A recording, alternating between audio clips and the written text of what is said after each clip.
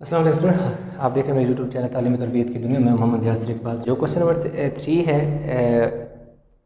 इसमें वो कह रहा है कि ए बी सी डी और पी क्यू आर एस जो है ये दो क्वाड्रिलेटर हैं और ये दोनों जो क्वाड्रिलेटर हैं और ये आपस में क्या है, सिमिलर हैं। Find the value of unknown, unknown value हमने फाइंड करनी है। ये दोनों जो है सिमिलर क्वाड्रिलेटर हैं, एक जैसी हैं। अब इसमें क्या है कि मैंने ये किया कि इसमें ये वाला एंगल जो है 108 है। अब ए बी को देखो, मैंने ग्रीन लाइन लगाया, इसलिए ग्रीन लगाया क्योंकि ये पी क्यू की ये इसकी कोरिस्पोंडिंग साइड है। इसी तरह बी सी को मैंने रेड किया था कि और क्योंकि ये क्यू आर की कोरिस्पोंडिंग साइड है। इसी तरह जो बाकी भी साइड है वो एक दूसरे की कोरिस्पोंडिंग साइड है, इसलिए ये सारा कलर डिफरेंट इसलिए यूज़ किया है क्योंकि जब मैं इनका लिखूंगा ताकि आपको पता चले कि कौन सी साइड किसकी इक्वल है। अच्छा, इसमें हमने क्या करना है कि पहले हम इसमें लिख देते हैं कि क्योंकि जो वो कह रहा है कि ए बी सी और पी क्यू आर जो हैं वो कोरिस्पोंडिंग हैं। अब हम लिखेंगे कि since A B C D is similar to P Q R S, so their कोरिस्पोंडिंग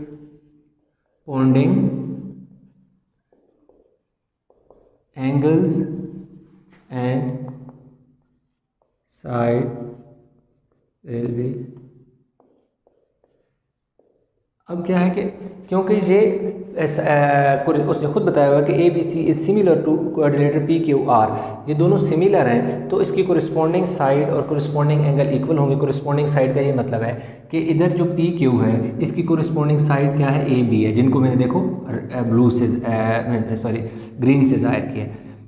जो बी सी है वो क्या है, क्यू आर की इक्वल है, ठीक है। इसी तरह सी डी आर एस और ये ए डी है वो एस पी के इक्वल है।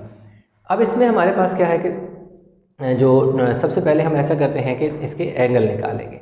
अब जो इसके एंगल निकालेंगे वो हमारे पास जो पहला एंगल होगा वो कौन सा होगा, वो देखें, मैं लिख देता हूँ जी, B A D. B A D जो है, नहीं पहले बल्कि ये वाला लिखता हूँ, S P Q, S P Q इस आप जो पहले लिख रहा था मैं वो भी आप लिख सकते हैं, लेकिन क्योंकि उसमें मैं प्रॉपर एक सीक्वेंस में लिखना चाह रहा था तो इसलिए मैंने एस पी क्यू जो है यहाँ पे जो बन रहा है एंगल किस पर, पी क्यू पर, पी क्यू के ऊपर जो है वो एंगल इक्वल है बी ए डी, यानी जो यहाँ पे एंगल बन रहा है इसकी इक्वल है और दोनों क्या है 95 डिग्री के।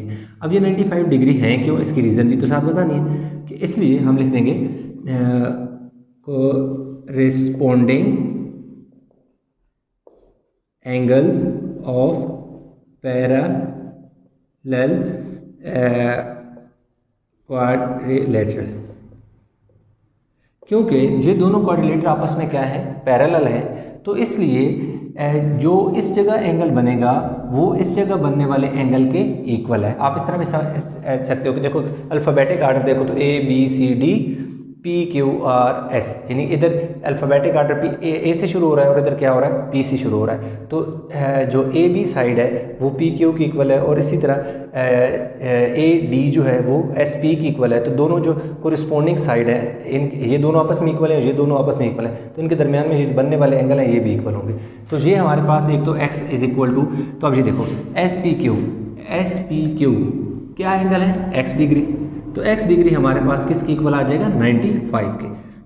अब ये क्या आ गया, 95 की इक्वल। 95 की इक्वल इसलिए आ गया क्योंकि उसने खुद बताया कि ये दोनों आपस में सिमिलर हैं। अगर सिमिलर हैं तो इनके एंगल भी कोरिस्पोंडिंग एंगल भी सिमिलर होंगे। कोरिस्पोंडिंग एंगल का मतलब है जिस पोजीशन पे यहाँ पर एंगल बन रहा है उसी दूसरी ट्रायंगल के बिल्कुल उसी पोजीशन पर जो एंगल बन रहा है वो आपस में इक्वल होंगे। तो हमने एक तो हमने x फाइंड करना था, x फाइंड कर लिया, उसके अलावा हमने y फाइंड करना था। अच्छा जी, y इसमें x हमारे पास है और y भी है।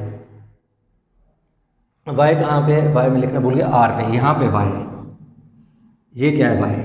अब यहाँ पे देखिएगा कि जो मेरे पास एंगल है ना B C D is equal to Q R S, ये दोनों इक्वल हैं, ये आपस में दोनों इक्वल हैं। अगर ये y है तो ये भी y होगा, ये अगर y है तो ये भी क्या होगा, y होगा। तो इसलिए हमारे पास जो BCD है ये भी y डिग्री होगा, यहाँ पर y आ जाएगा। मैं बताता हूँ, इसको थोड़ा सा मैं एक्सप्लेन कर देता हूँ। अब देखें शुरू कहाँ से हो रहा है, A से B, यानी PQ, इधर AB PQ, अगली साइड इसकी क्या है QR, इसकी BC है। अब जो इधर दूसरी साइड है ये यानी आप कंसीडर करें ये आपकी फर्स्ट साइड है, ठीक है, ये फर्स्ट साइड है, ये सेकंड साइड है, ये थर्ड साइड है, ये फोर्थ साइड है। अब इसी तरह इसकी ये वाली पहली साइड है, ये वाली दूसरी साइड है, ये वाली तीसरी साइड है, ये वाली चौथी साइड है। ये सिर्फ ये जो मैं लिख रहा हूँ सिर्फ समझाने के लिए लिख रहा हूँ। अब अगर इधर देखें तो ये वाली साइड कौन सी है, दूसरी साइड है, और ये वाली कौन सी साइड है, तीसरी साइड है, ठीक है। तो ये वाली कौन सी साइड है, तीसरी साइड है। तो दूसरी और तीसरी के दरमियान में जो यहाँ एंगल बन रहा है वो y है। इधर जो है दूसरी साइड, ये वाली दूसरी और ये वाली तीसरी साइड है। दूसरी साइड और तीसरी साइड के कॉर्नर में बनने वाला एंगल इधर क्या है, जो एंगल है वो और ये दोनों इक्वल होंगे। यहाँ उसे दिया नहीं था, यहाँ दिया था y, अगर यहाँ y है तो यहाँ पर भी क्या होगा, y होगा। आई होप कि ये चीज़ समझ आ गई, क्योंकि अब इसके आगे वो यही रीज़न लिखोगे, कोरिस्पोंडिंग एंगल्स ऑफ अच्छा इसमें मैंने पैरेलल गलती से लिख दिया, सिमिलर, सॉरी सिमिलर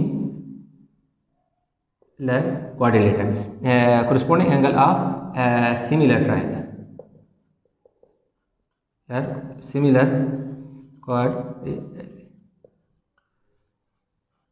क्वाड्रिलेटरल, ठीक है जी, इक्वल। तो ये हमारे पास y आ गया। अब यहाँ तक आई होप कि समझ आ गई, तो वीडियो को पास करके उतार लें, क्योंकि अभी मुझे थोड़ा सा क्वेश्चन आगे लेके चलना है, तो उसको कुछ चीज़ें मुझे और चाहिए होंगी।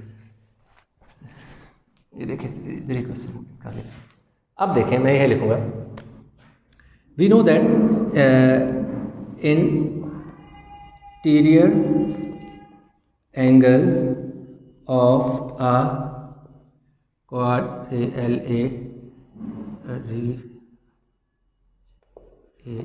क्वाड्रिलेटरल सम ऑफ, क्या लिखना था, sum of interior angles of a quadrilateral is equal to 360 degree. यानी जो क्वाड्रिलेटरल होती है ना, उसके जो अंदर जितने भी एंगल होते हैं ना, जब आप उनको जमा करते हो ना तो वहाँ कितने होते हैं, 360 के इक्वल होते हैं। जैसे एक ट्रायंगल के 3 एंगल को जमा करते हो तो कितना बनता है, 180 बनता है ना। इसी तरह क्वाड्रिलेटरल के अंदर जितने भी एंगल होते हैं उन्हें ऐड करते हो तो 360 होता है। अब हम इनको ऐड करना शुरू कर देते हैं, यहाँ से शुरू करेंगे, y डिग्री प्लस 105 डिग्री, यानी ये वाला एंगल प्लस ये वाला angle plus 95 plus 108 is equal to 360 degree. y degree ऐसे ही करेंगे, इन सारों को हम क्या कर लेते हैं, ऐड कर लें। इधर वाला ये वाला 5 निकाल के इसमें डाल दो, ये भी 100, ये भी 100, 200, यानी 105 95 ऐड कर 200, और ये वाला 308 डिग्री इज इक्वल टू 360। अब 308 जो है वो जाके 360 से माइनस हो जाएगा, 308 इधर प्लस हो रहा है ना, उधर माइनस, तो y जो है वो हमारे पास कितना आ जाएगा, 52 डिग्री। देखो x भी हमने फाइंड कर लिया था, y भी हमने फाइंड कर लिया, दैट इज़ 52 डिग्री। बेशक आप चाहें तो यहाँ मैं लिख देता हूँ 52 डिग्री, ये 52 बल्कि इधर अंदर ही लिख लेता हूँ, बाद में इस वैल्यू में को आप कन्फ्यूज होना, 52 डिग्री यानी इसके आगे। अब देखें PQ AB, ये देखें दोनों क्या है, ग्रीन लाइन इसलिए मैंने लगाई थी क्योंकि ये सिमिलर है, तो इनकी रेशो क्या होगी, सिमिलर होगी। आप ये बेशक इस स्टेटमेंट को इस तरह दोबारा लिख लें, since ABC is similar to PQR so the, मैं इसको दोबारा लिख लेता हूँ, चलो आपके साथ, so the ratio of corresponding sides will be equal के, क्योंकि ये दोनों क्वाड्रिलेटर सिमिलर है इसलिए उनकी कोरिस्पोंडिंग साइड इक्वल होगी। अब ये वाली जो PQ है इसकी कोरिस्पोंडिंग साइड क्या AB है, इसलिए देखो इधर मैंने ग्रीन लगाया था। अब दूसरी जो साइड है जो QR है वो किसकी इक्वल है, BC के। देखो ये भी रेड है, ये भी रेड इसलिए लगाई थी ताकि आपको पता चले कि ये कोरिस्पोंडिंग साइड है। पी क्यू, देखो पी क्यू क्या है, जेड है, पी क्यू क्योंकि मैंने जेड फाइंड करना था इसलिए मैंने ये वाली साइड ली। ए बी 8 सेंटीमीटर है, क्यू आर 7.2 है, और बी सी कितना है, 12 है। तो ये हमारे पास हो जाएगा G z is equal to 7.2 centimetre और 12 सेंटीमीटर मल्टीप्लाई बाय 8 सेंटीमीटर। तो अब देखें सिंपल सी बात है, जो z है वो हमारे पास आ जाएगा, हम कैलकुलेटर पे वैल्यू को क्या कर लेते हैं 4.8 सेंटीमीटर। तो इस तरह x y और z हमने फाइंड करना था, हमने फाइंड कर लिया। तो स्टूडेंट ये हमारे पास जो क्वेश्चन है जी 3b है, जो कि आपके पेपर में भी जो पास पेपर है उसमें ये क्वेश्चन है क्वेश्चन नंबर 7 का पार्ट ए है, जो कि एग्ज़ाम है आपके प्रीवियस एग्जाम है ना, पास पेपर में आया हुआ है। अब वो क्या है, उसको हम जो है यहाँ पर उसकी डायग्राम जो है वो बना लेते हैं।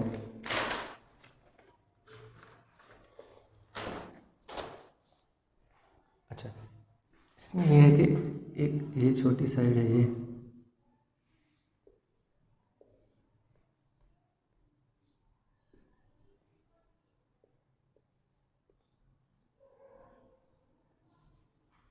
अच्छा ए बी सी डी, और पी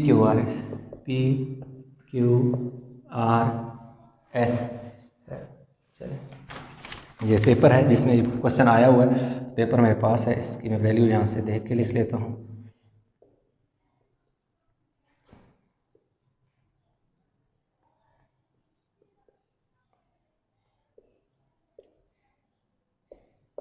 ये 100 डिग्री है, ये क्या है जी x डिग्री है। ये वाली पैरेलल लाइन है, ये वाली लाइन जो है ना आपस में क्या है, पैरेलल है। ठीक है, कि ये दोनों लाइन पैरेलल है और ये भी दोनों लाइन क्या है, पैरेलल है। अब इसमें मैं आपको थोड़ा सा बताऊं कि मेरे पास जो एंगल है वो कौन सा एंगल किसके इक्वल आ रहा है। अब ये वाली जो दो पैरेलल लाइन है ना, यूँ मैं इसको दोबारा ड्रा करता हूँ। ये देखो दो मैंने लाइन पैरेलल ड्रा कर ली, ये वाली लाइन यानी इस लाइन की क्या है, पैरेलल लाइन। अब पैरेलल लाइन है तो है क्या कि इन ये वाली लाइन बेशक अगर आप आगे एक्सटेंड करें ना यूँ जैसे मैंने यहाँ पर जो है कि इस तरह एक्सटेंड, अब इनको एक लाइन यूँ क्या है कि कट कर रही है। जब यूँ कट कर रही है तो इसमें यहाँ पर एक एंगल बन रहा है जो क्या है 100, क्या है जी हमारे पास 100 डिग्री है। ठीक है जी, 100 डिग्री। अब देखिए क्योंकि ये लाइन क्या है, एक स्ट्रेट लाइन है, इसलिए ये पूरे का पूरा एंगल जो है वो कितने का बनेगा, 180 का होता है। तो 180 का ये हमारे पास ये P है, ये हमारे पास क्या है जी Q है। अब यहाँ पर जो एंगल है ये कितना बनेगा, 80 बनेगा। ठीक है, ये वाला 80 बनेगा। क्यों, टोटल 100 होता है, 80 होते हैं ना, स्ट्रेट है ये, क्योंकि एक स्ट्रेट लाइन है, इस पूरे के ऊपर कितना एंगल बनता है, 180 बनता है। अगर 180 बनता है तो ऊपर 100 है तो नीचे 80 बनेगा। तो इसको सपोज मैं T अगर कह दूँ, इस वाली पोजीशन को T कह दूँ, जैसे मैंने इसको एक्सटेंड किया, जैसे यहाँ मैंने T कह दिया, तो इधर ये हमारे पास S है और ये वाला हमारे पास जो है R है। अब मैं ये लिखूँगा, अब इसी तरह थोड़ी सी लाइन को एक्सटेंड करके एक्सप्लेन भी करने के लिए कर लेना है। अब इसको ये लिखना है कि जो हमारे पास एंगल आएगा ना SP T is equal to 180 minus 100 SP T is equal to 80 degree. यानी क्या है कि ये पूरा 180 है, SPT यानी ये वाला एंगल जो है इस जगह, ये नीचे वाला एंगल, ये जो एंगल है अगर कैसे आएगा, टोटल 180 है, 180 में से ऊपर वाला पोर्शन निकाल लो तो 80 बचेगा। तो ये वाला एंगल कितना आ जाएगा जी, 80 डिग्री आ जाएगा। अगर ये वाला 80 आएगा तो अब मैं दोबारा देखो लिखता हूँ R S P is equal to S P T is equal to 80 degree. मैं साथ एक्सप्लेन करता हूँ, alternate angles of parallel sides. अब ये वाली चीज़ जो है आपने समझनी है कि मैंने ये लिखा कि आर से जब मैं मैं एस और एस से मैं पी की तरफ जाता हूँ, यानी ये वाला पोर्शन मैंने निकाल लिया ना, मैं कितना है मेरे पास, ये 80 है। अब मैं बेशक यहाँ से समझ, और यहाँ एक ही दोनों ट्रायंगल है, सिर्फ इसको अलग इसलिए कि आपको समझाने। आर से एस और एस से पी की तरफ जाऊँ तो यहाँ पर जो मेरे पास एंगल बनता है वो मैंने लिखा है कि अगर मैं एस से पी और पी से टी की तरफ जाऊँ तो ये वाला जो एंगल है ये दोनों इक्वल है, ये 80 है तो ये भी 80 है। क्यों? क्योंकि ये साइड दोनों क्या है, ये वाली साइड और ये वाली साइड पैरेलल है और इनका एक ट्रांसवर्सल एक लाइन उनको काट रही है। अगर उनको एक लाइन काट रही है तो उस लाइन के नीचे जो एंगल बनेगा, जो इस तरफ बनेगा, वो दोनों इक्वल होंगे और उन्हें क्या कहा जाता है, अल्टरनेट एंगल कहा जाता है। आगे मैंने रीज़न लिख दी। अब यहाँ पे 80 आ गया। अब ये क्यों निकाला उसकी मैं रीज़न अभी आपको समझ आ जाएगी। अभी देख मैं लिखूँगा G ADC is equal to RS P is equal to 80 degree. इसके आगे मैं ये रीज़न लिखता हूँ, फिर आपको समझाता हूँ। क्या है जी, corresponding angle, corresponding angles of similar quadrilateral. अब ये है, उसने खुद बताया है कि ABCD PQRS क्या है, सिमिलर क्वाड्रिलेटर हैं। अगर सिमिलर क्वाड्रिलेटर हैं तो उनके कोरिस्पोंडिंग एंगल क्या होंगे, आपस में इक्वल होंगे। अगर इधर क्या है 80 बन रहा है तो इधर भी 80 ही बनेगा। अब क्योंकि ये दोनों कोरिस्पोंडिंग एंगल है, कैसे कोरिस्पोंडिंग एंगल है, इसलिए कि असल में ये दोनों ट्रायंगल हैं। अगर ये वाली ट्रायंगल ऐसा ही मेरे पास एक कोई पीस हो किसी चीज़ का, उसे मैं पकड़ के यहाँ से इस तरफ घुमा दूँ तो लाज़िम बात है वो इस तरफ बन जाएगा। ये वाली जो साइड है और ये वाली साइड है, ये कोरिस्पोंडिंग साइड है, मतलब बड़ी साइड है। ये जो बड़ी साइड के साथ बॉटम में जो एंगल बन रहा है, इस तरह बड़ी साइड के बॉटम में ये नीचे बनने वाला एंगल आपस में इक्वल होंगे, कोरिस्पोंडिंग एंगल होंगे।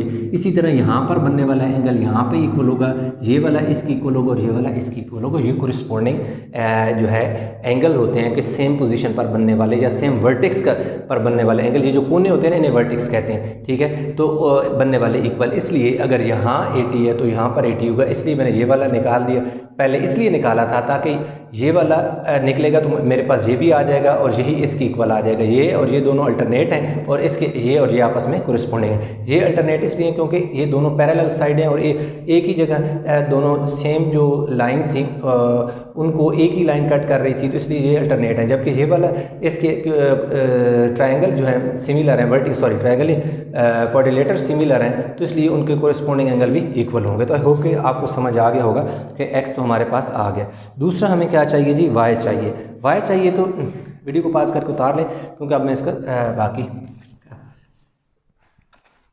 निकालता हूँ। अभी जी मैं इसकी कोरिस्पोंडिंग साइड की तरफ लिखता हूँ। अब देखो मैं लिखूँगा जी PS अवर AD, PS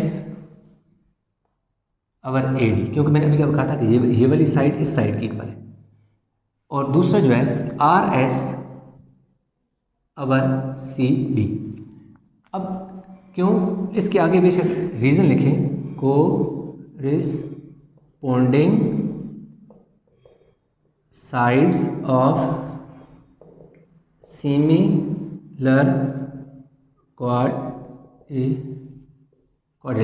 क्योंकि ये दोनों क्वाड्रिलेटर सिमिलर हैं इसलिए उनकी कोरिस्पोंडिंग साइड इक्वल होगी। ये वाली साइड और ये वाली साइड एक ही चीज़ है, इसलिए ये दोनों की रेशो, और ये वाली साइड और ये वाली साइड एक जैसी है, तो इसलिए इन दोनों की रेशो इक्वल। अच्छा, इसमें लिखना था the ratio of corresponding sides of similar, बेशक यूँ लिख लो, the ratio of corresponding sides of a similar triangle of similar quadrilateral are equal या विल बी इक्वल। देखो आपको इंग्लिश का पेपर नहीं है, जो भी लिख लो उससे कोई नहीं। मेन चीज़ है कि आप कंसेप्ट अगले बंदे को कितना समझा रहे हैं, ये मैटर करता है। ये मैटर नहीं करता कि आपने प्रेजेंट वाला सेंटेंस लिखा है, पास्ट वाला लिखा है, फ्यूचर वाला लिखा है, ये मैटर नहीं करता, क्योंकि आपका इंग्लिश का पेपर नहीं है। आपका यहाँ पे ये पर्पज़ है कि जिस बंदे को आप समझा रहे हो उसको आपका किस कदर आप सक्सेसफुल रहे हो अपना कंसेप्ट समझाने में। मतलब आपका टीचर जो होता है, आपने क्वेश्चन को जो क्वेश्चन है आपने इस तरीके से करना है कि आप ये समझें कि आपका टीचर जो है ना वो एज अ स्टूडेंट है आपका, आप अब टीचर हैं। क्यों? अब आपने एक ऐसे अंदाज से चीज़ को प्रेजेंट करना है कि अगला बंदा समझ जाए। तो आपका टीचर जो होता है वो एज अ स्टूडेंट बन के एक किस्म का आप समझिए कि आपका पेपर चेक कर रहा है कि आया जो आपने कंसेप्ट आपको सिखाया गया वो आपने इसी तरह पेश किया जिस तरीके से आपको बताया गया, या जो कंसेप्ट इसके अंदर एग्जिस्ट करता है वो आप किस हद तक सक्सेसफुल है उसको एक्सप्लेन कर रहे हैं। तो चलिए अब देखो PS, देखो ये वाली साइड PS है, ये क्या है Y है, इसलिए ये लिखी क्योंकि हमें Y चाहिए था ना। AD 14 सेंटीमीटर है इज इक्वल टू SR या RS 9 सेंटीमीटर, और नीचे क्या है CD 12 सेंटीमीटर। तो Y is equal to 9 centimetre और 12 सेंटीमीटर मल्टीप्लाई बाय 14 सेंटीमीटर। ठीक है, ये क्योंकि इसके नीचे डिवाइड हो रहा था उधर जाके मल्टीप्लाई हो गया। आप बेशक कैंसिल भी साथ कर लें, 2 के टेबल से कर लें, 3 के टेबल से कर लें। 3 3 ज़र 9, 3 4 ज़र 12, 2 2 ज़र 4, 2 7 ज़र 14। Y इज इक्वल टू कितना 3 7 ज़र 21 सेंटीमीटर, सेंटीमीटर से काट गया तो ये वाला सेंटीमीटर बच गया, नीचे आ गया जी 2। तो Y इज इक्वल टू 2 10 ज़र 10.5 आ जाएगा, 10.5 सेंटीमीटर। तो इस तरह हमारे पास जो है क्या आ गया जी, 2 पे डिवाइड करने से हमारे पास क्या आ गया जी 10.5 सेंटीमीटर आ गया, और x is equal to 80 centimetre आ गया। तो इस तरह आई होप कि क्वेश्चन आपको समझ आ गया होगा। तो ये हमारे पास क्वेश्चन जो है कंप्लीट हो गया है। इसमें किसी किस्म की कन्फ्यूजन है तो नीचे कमेंट में ज़रूर बताइएगा।